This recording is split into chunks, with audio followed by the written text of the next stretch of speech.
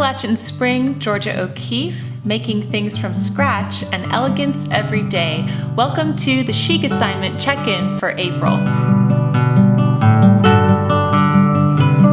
Hi everyone, Jennifer L. Scott here, and welcome to the Chic Assignment Check-In for April. This has been an interesting month as we are all on lockdown, but I have thoroughly enjoyed the Chic Assignment this month. I hope that you have too. I hope that it has brought beauty and enrichment to your life. Today's Chic Assignment Check-In is brought to you by the Elegant Connoisseurs, so make sure you stay tuned till the end of the video to find out who these wonderful ladies are. Okay, let's jump right in, and we're going to discuss each of the assignments in depth. Starting off with Chic Assignment number 1, which was to listen to Erin Copland's Appalachian Spring. So Erin Copland's Appalachian Spring, I chose this because it is a piece of beauty and hope and new frontiers and new horizons and just absolute beauty. I love Appalachian Spring. I played this when I was in the orchestra in high school, and I've always loved this piece. Okay, so a little bit about Appalachian Spring. It's a musical composition by Erin Copland that premiered in 1944 and has achieved widespread and enduring popularity as an orchestral suite. The music scored for a 13-member chamber orchestra was created upon commission of the choreographer and dancer Martha Graham with funds from the Coolidge Foundation. It premiered on Monday, October 30th, 1944 at the Library of Congress in Washington, D.C., with Martha Graham dancing the lead role. The set was designed by the American sculptor Isamu Noguchi. Copland was awarded the 1945 Pulitzer Prize for Music for his achievement. That is pretty amazing, and he deserved it. And I just love reading stories about this. You know, in this new world we're living in, YouTubers and people with blogs and channels, and we collaborate with each other. And I love reading back then about how people used to collaborate, and when artists would collaborate with musicians, would collaborate with dancers. And I just think that that is the height of beauty and creativity. I love when artists get together and come up with these ideas, because that's where true beauty is formed. So he won the Pulitzer Prize for this, and it was a commissioned project. And my favorite part of the piece is near the end. It's like 3/4 of the way through, where Erin Copland takes from that Shaker hymn called Simple Gifts. You know the part that goes da da da da da da da da da da da da da da da da. I love that part. It's so funny because I would listen to Appalachian Spring while cleaning my kitchen, and whenever it got to that part, one of the kids might be talking to me, and I'm like, shh, shh, this is the best part, this is the best part. I start conducting. Anyway, I wanted to read the lyrics to that Shaker hymn called Simple Gifts. 'Tis the gift to be simple, 'tis the gift to be free. 'Tis the gift to come down where we ought to be. And when we find ourselves in the place just right, 'twill be in the valley of love and delight.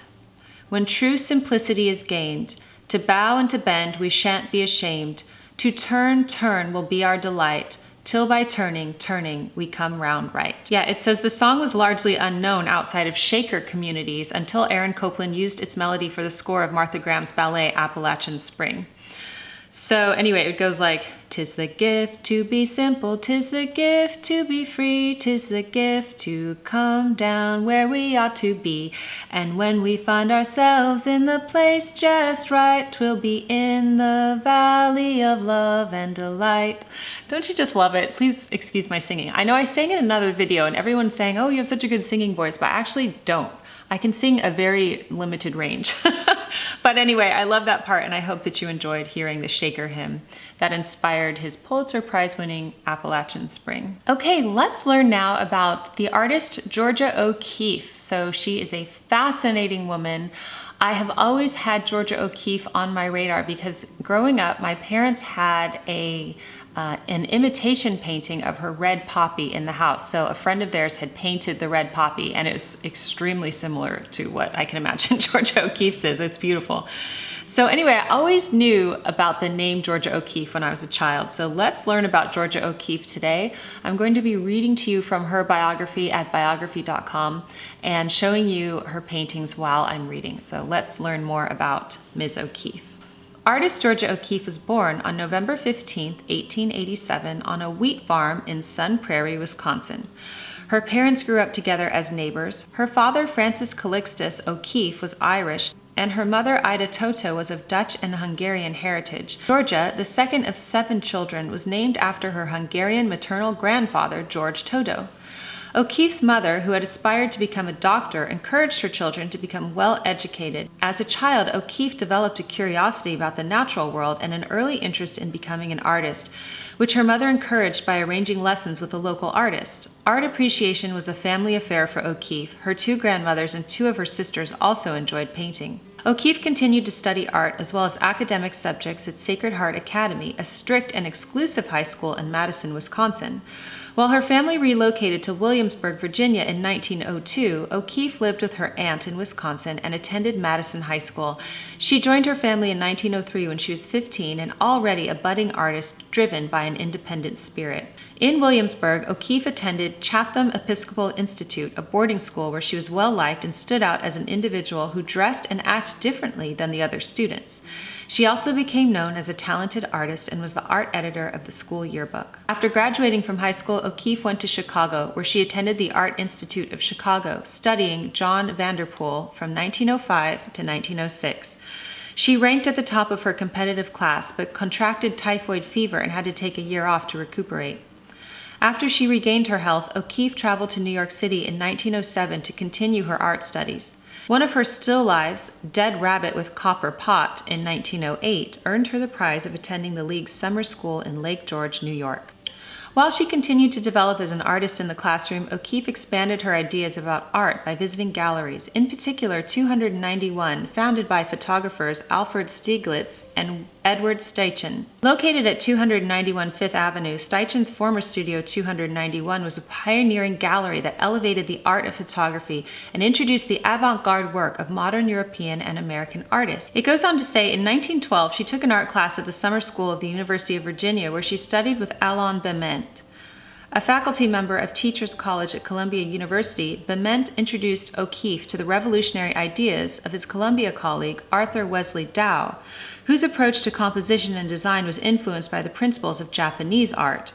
O'Keeffe began experimenting with her art, breaking from realism and developing her own visual expression through more abstract compositions. As she experimented with her art, O'Keeffe taught art at public schools in Amarillo, Texas, from 1912 to 1914. O'Keeffe mailed a few of her drawings to Anita Pulitzer, a friend and former classmate who showed the work to Stieglitz, the influential art dealer. Taken by O'Keeffe's work, he and O'Keeffe began a correspondence, and unbeknownst to her, he exhibited 10 of her drawings at 291, the art studio, in 1916. She confronted him about the exhibit, but allowed him to continue to show the work. In 1917, he presented her first solo show. A year later, she moved to New York, and Stieglitz found a place for her to live and work. He also provided financial support for her to focus on her art. Realizing the deep connection, the artist fell in love and began an affair. Stieglitz and his wife divorced, and he and O'Keeffe married in 1924. They lived in New York City and spent their summers in Lake George, New York, where Stieglitz's family had a home. Stieglitz was 23 years older than O'Keeffe. She was his muse. He took over 300 photographs of her.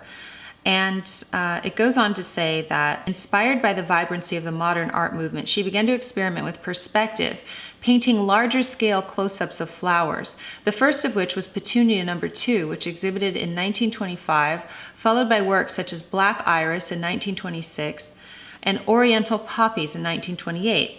If I could paint the flower exactly as I see it, no one would see what I see, because I would paint it small, like the flower is small, O'Keeffe explained.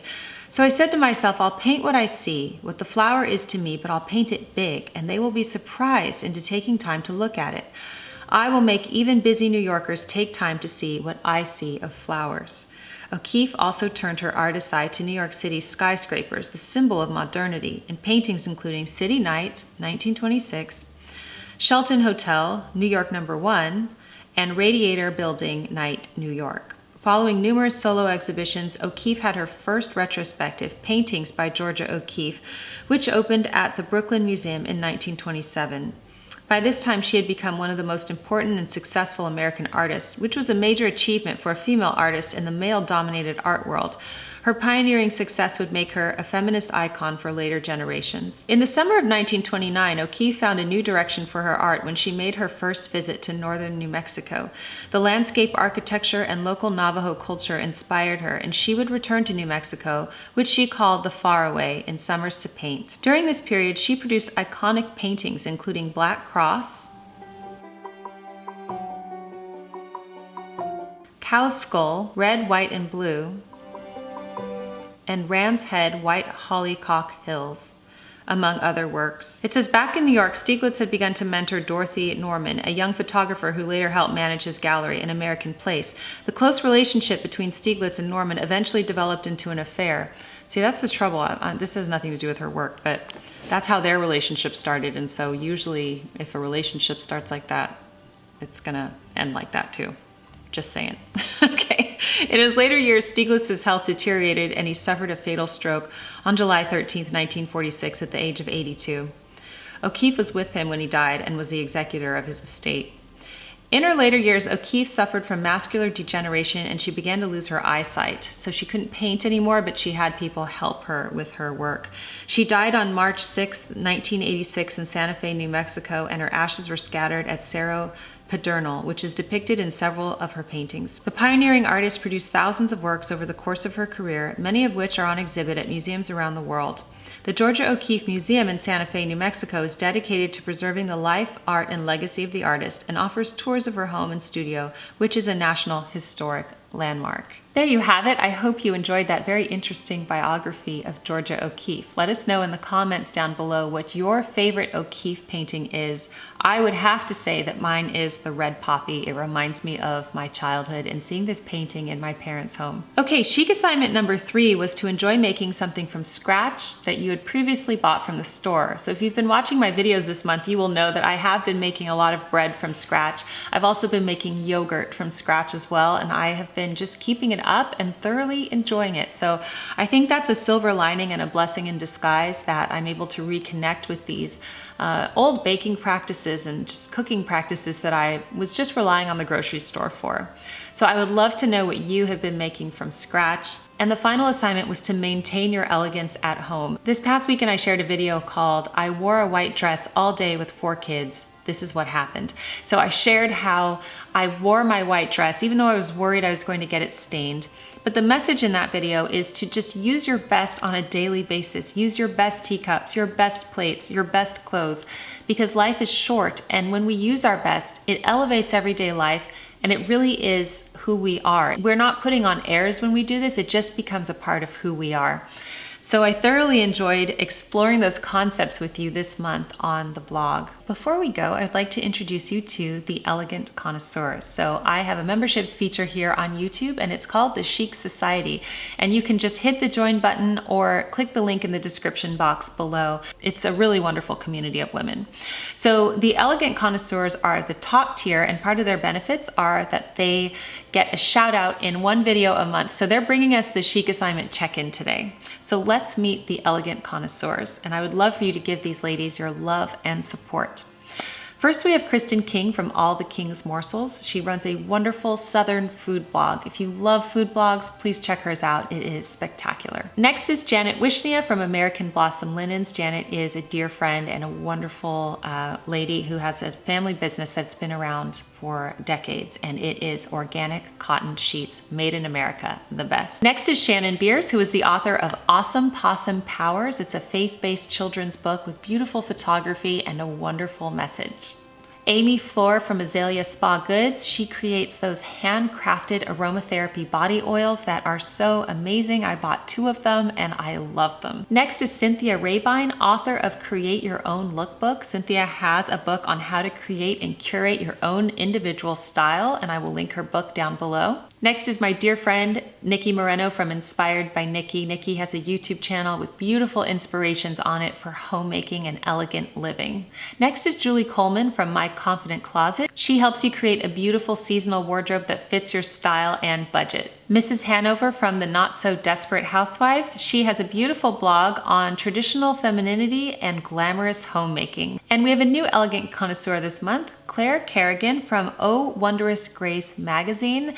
This is a faith-based magazine for women navigating their midlife with grace, and it looks gorgeous. I know Nikki does some of the artwork for her magazine. KATY Rose is an elegant connoisseur. At the KATY Rose collection, she has beautiful artwork. She does custom commissions. She has gorgeous watercolors. She is such a talented artist.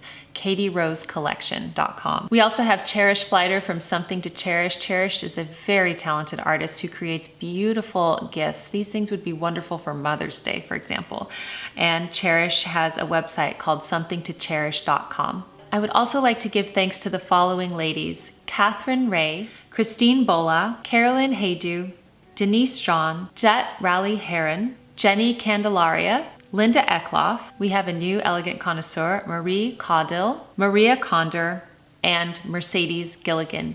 And Heather Barrera, who just joined as I was editing this video. Ladies, thank you so much for your support of the Daily Connoisseur, and thank you for bringing us the Chic Assignment Check-In. I hope that it has brought beauty to all of your days. Thank you for joining me here on the Daily Connoisseur, and I look forward to seeing you in my next video. Bye!